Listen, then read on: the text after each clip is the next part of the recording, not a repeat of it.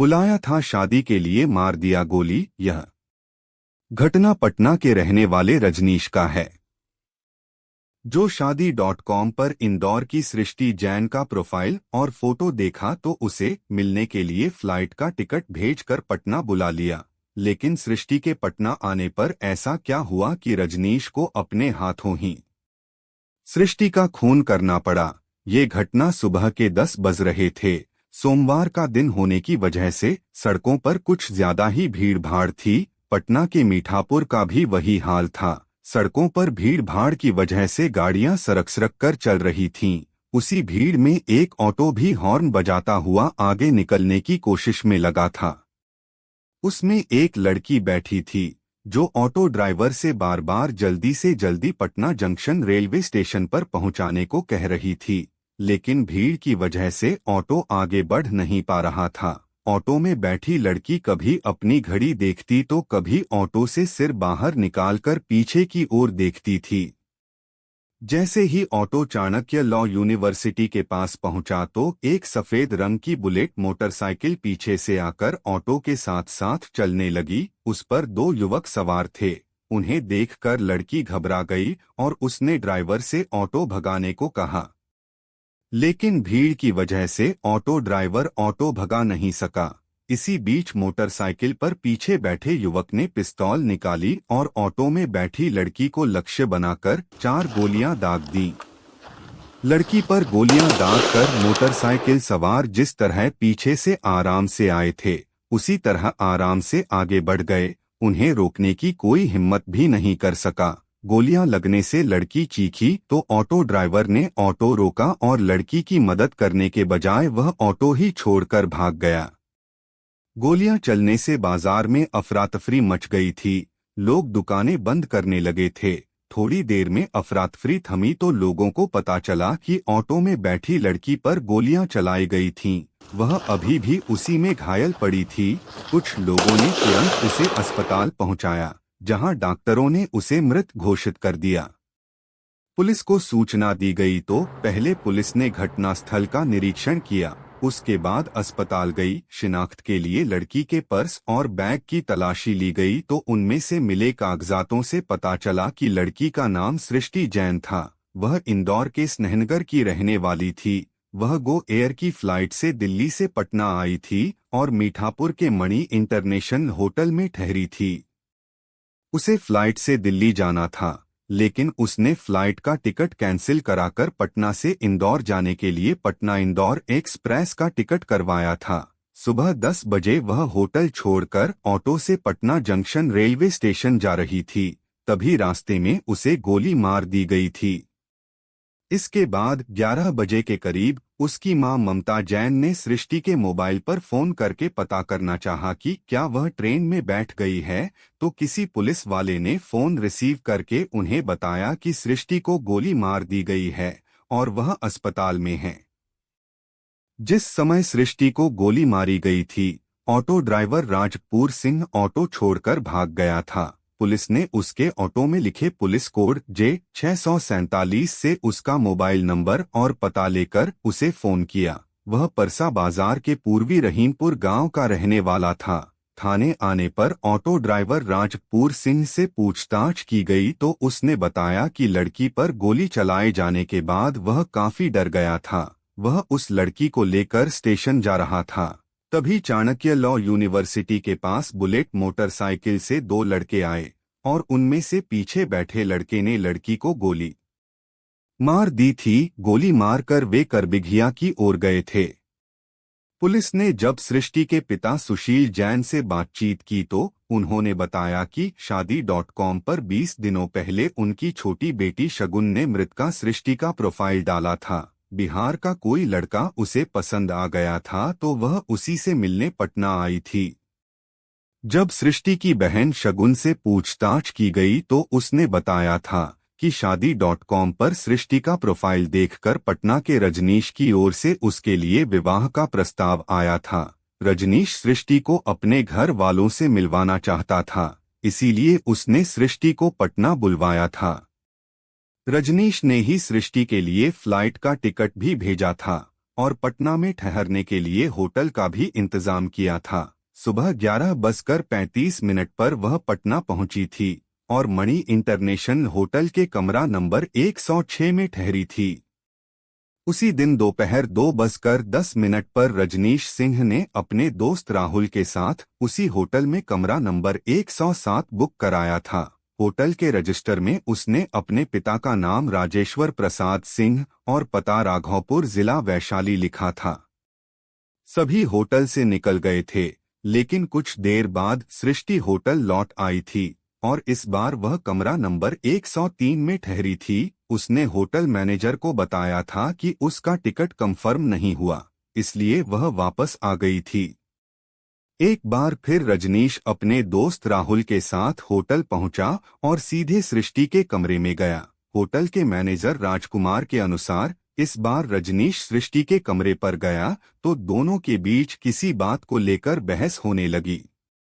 जल्दी ही इस बहस ने तल्खी का रूप ले लिया। इस कहासुनी में सृष्टि बार बार कह रही थी कि अब वह उसके पीछे नहीं आएगा, जबकि रजनीश उसे धोखेबाज कह रहा था।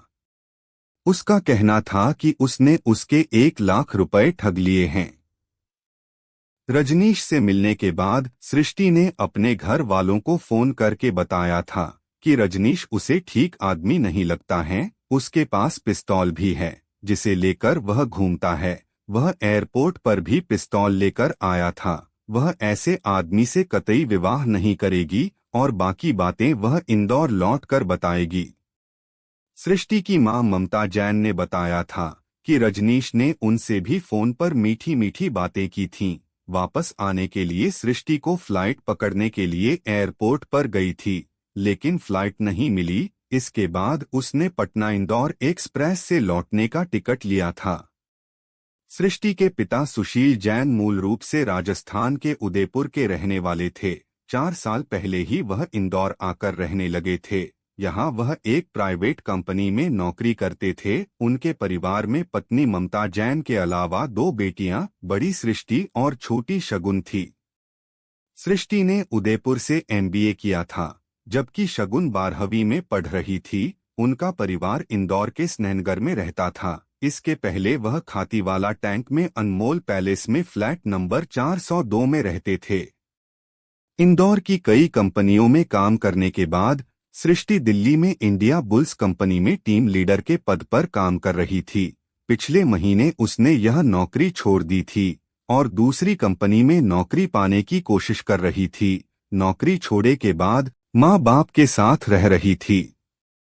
लाश के निरीक्षण के दौरान पुलिस ने देखा था सृष्टि के हाथ पर RS अक्षर का टैटू बना था, जिससे अंदाजा लगाया कि यह रजनीश सृष्टि लिखा है। और पुलिस ने होटल के CCTV कैमरे की फुटेज निकलवाकर चेक की तो उसमें सृष्टि से जुड़ी कई बातें सामने आईं। फ्लाइट न मिलने पर जब वह होटल लौटी तो उसकी मुलाकात बंगलुरु के रहने वाले सुरेश रेड्डी से हुई।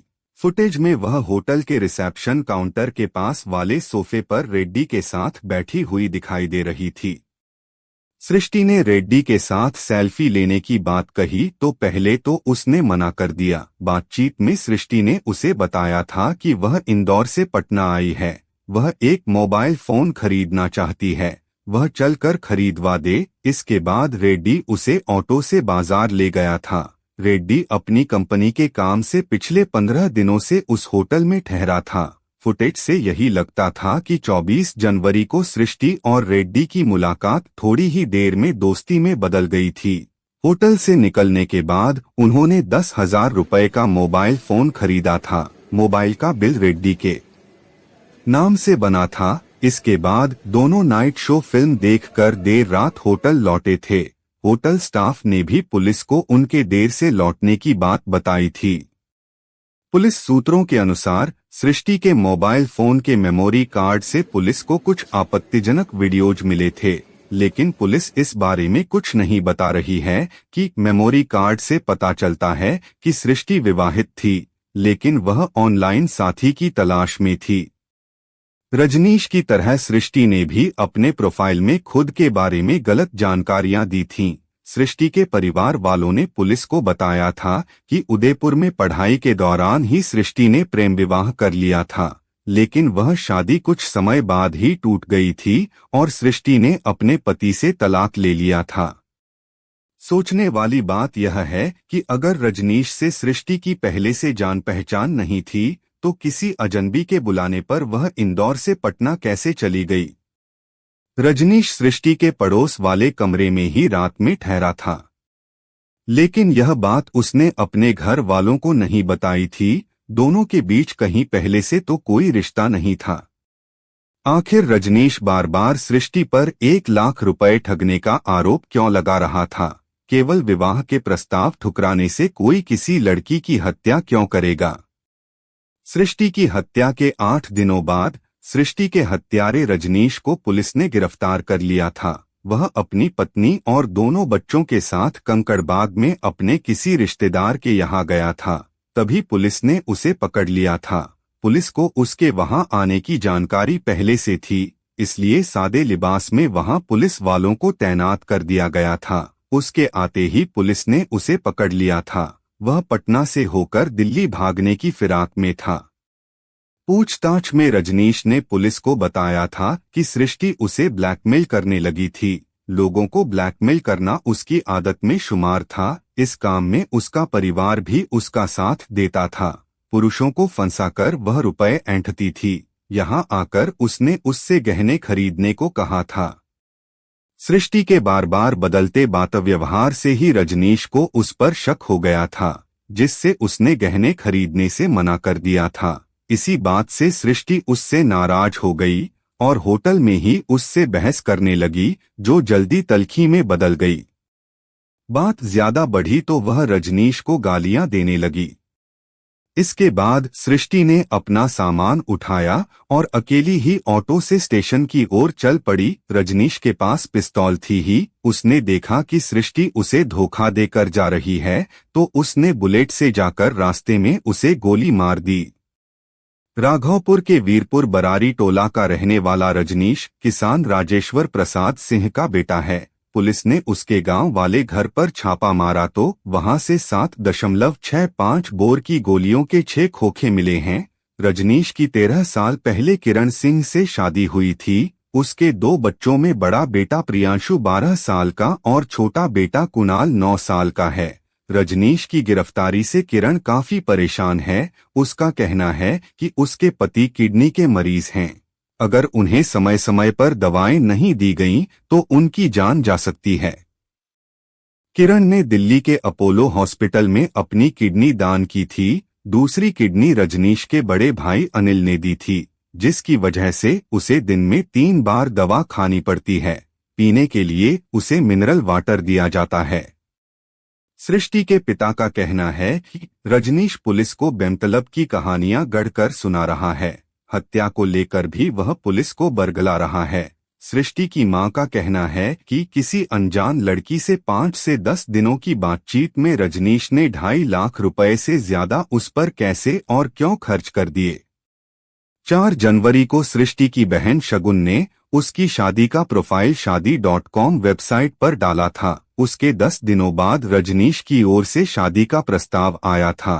रजनीश ने बताया था कि उसके पिता की मोटरसाइकिल की एजेंसी है, जिसका सालाना कारोबार 70 से 80 लाख रुपए का है। अपने बारे में उसने बताया था कि वह IPS की तैयारी कर रहा है। उसके इसी प्रोफाइल और प्रस्ताव के बाद ही सृष्टि उससे मिलने पटना आई थी। पुलिस सूत्रों से मिली जानकारी के अनुसार रजनीश की तरह सृष्टि ने भी शादी के वेबसाइट पर अपने बारे में गलत जानकारियां दे रखी थीं।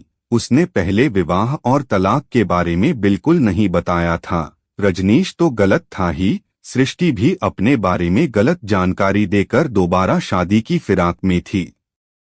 पुलिस पूछताछ में रजनीश ने सृष्टि की हत्या का अपना अपराध स्वीकार कर लिया था। उसने सृष्टि से हुई जान पहचान के बारे में पुलिस को जो बताया था, उसके अनुसार उसने सृष्टि पर काफी रुपए खर्च कर दिए थे। इसके बाद भी वह उससे और कई चीजें खरीदने को कह रही थी। इससे उसे लगा कि यह काफी खर्चीली है। अब तक वह उससे करीब 2 लाख रुपए खर्च करवा चुकी थी। रजनीश ने सृष्टि के पास एक नया मोबाइल फोन देखा जिसमें सृष्टि ने सुरेश रेड्डी के साथ सेल्फी ले रखी थी। वह फोटो देखकर उसके दिल को काफी गहरी ठेस लगी। रजनीश की अपनी पत्नी से बिल्कुल नहीं पटती थी, इसीलिए वह दूसरी शादी के बारे में सोच रहा था। पहली नजर में सृष्टि रजनीश को बहुत अच्छी लगी थी, जिससे उसने उससे विवाह करने का मन बना लिया था। विवाह के बाद वह उसके साथ दिल्ली में रहना चाहता था, लेकिन जब वह उसकी उलझुलूल मांगों को पूरी नहीं कर सका तो सृष्टि ने उससे विवाह करने से मना कर दिया था। पुलिस को दिए अपने बयान में रजनीश ने बताया था कि सृष्टि की हत्या करके वह मीठापुर से सीधा अनीसाबाद होते हुए हाजीपुर चला गया था। रास्ते में महात्मा गांधी पुल से उसने अपना मोबाइल फोन, टैबलेट और पिस्तौल का लाइसेंस गंगा नदी में फेंक दिया था। इसी के साथ अपनी बुलेट मोटरसाइकिल को नाव पर रखकर गंगा नदी के बीच में डुबो दिया था। इसके बाद वह हाजीपुर, वैशाली और पटना में ठिकाने बदल कर समय गुजारता रहा था। रजनीश के बड़े भाई अनिल सिंह ने पुलिस को दिए बयान में कहा था कि रजनीश की किडनी ट्रांसप्लांट कराई गई है, जिससे वह शारीरिक रूप से काफी कमजोर है। ऐसे में वह किसी की हत्या कैसे कर सकता है। उसे दिन में 4 बार दवाइयां खानी पड़ती हैं और मिनरल वाटर पीना पड़ता है। ट्रांसपोर्टर का कारोबार करने वाले अनिल का कहना है कि तबीयत खराब रहने की वजह से रजनीश गांव पर ही ब्याज पर रुपए देने का काम करता था। उसे हत्या के इस मामले में फंसाया गया है। बहरहाल रजनीश पुलिस की गिरफ्त में है और सृष्टि की मौत हो चुकी है। सृष्टि के पिता इस हत्याकांड की सीबीआई जांच की मांग कर रहे हैं। पुलिस का कहना है कि रजनीश के तार किडनी बेचने वाले गिरोह से जुड़े हो सकते हैं। शादी के बहाने रजनीश ने अपहरण की नीयत से सृष्टि को पटना बुलाया था, लेकिन उससे बातचीत के बाद सृष्टि को कुछ खतरा महसूस हुआ तो उसने वापस जाने में ही अपनी भलाई समझी, लेकिन वह लौट नहीं पाई क्योंकि रजनीश को उससे खतरा था। रजनीश पहले भी एक बच्चे के अपहरण के मामले में जेल जा चुका है। वैशाली के थाना जोरावरपुर में उस पर अपहरण का केस दर्ज है। कुछ दिनों पहले ही वह जमानत पर छूटा था। अगवा किए गए बच्चे का अब तक कोई सुराग नहीं मिल सका है। पुलिस जांच में पता चला है कि बच्चे का अपहरण किडनी निकालने के मकसद से किया गया था।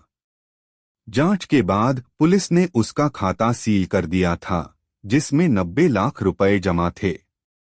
उसके घर से फर्जी स्टाम्प और कई सरकारी अफसरों की मुहरें बरामद हुई थीं। रजनीश खुद भी 2 बार किडनी ट्रांसप्लांट करवा चुका है। पुलिस यह पता कर रही है कि जिस डॉक्टर ने उसकी किडनी ट्रांसप्लांट की थी, कहीं रजनीश उस डॉक्टर या अस्पताल के साथ मिलकर किडनी बेचने का रैकेट तो नहीं चला रहा था। पुलिस को जानकारी मिली है कि सृष्टि ने दिल्ली में किसी डॉक्टर के यहाँ भी काम किया था। हो सकता है रजनीश की किडनी ट्रांसप्लांट के दौरान उनकी जान पहचान हुई हो। दोनों के बीच रुपयों को लेकर होटल में हुई बहस कहीं किडनी खरीद बिक्री के रैकेट से तो नहीं जुड़ी थी। रजनीश भी पिछले कुछ दिनों से दिल्ली में ही रह रहा था और किडनी ट्रांसप्लांट कराने वाले मरीजों को किडनी मुहैया कराने की दलाली का काम करने लगा था। इस काम से उसने काफी पैसे कमाए थे। वह जब भी अपने गांव वीरपुर आता था, दोस्तों पर खूब पैसा खर्च करता था। लेकिन सृष्टि के पिता का कहना है कि सृष्टि और रजनीश की पहले से जान पहचान और प्रेम प्रसंग की बात बिल्कुल गलत है। इस कहानी से यह सीख मिलता है कि ऑनलाइन प्लेटफॉर्म पर दिए हुए इन्फॉर्मेशन पर आंख बंद करके पर भरोसा ना करें। वीडियो पसंद आई हो तो लाइक, सब्सक्राइब, शेयर जरूर करें। मिलते हैं नेक्स्ट वीडियो में।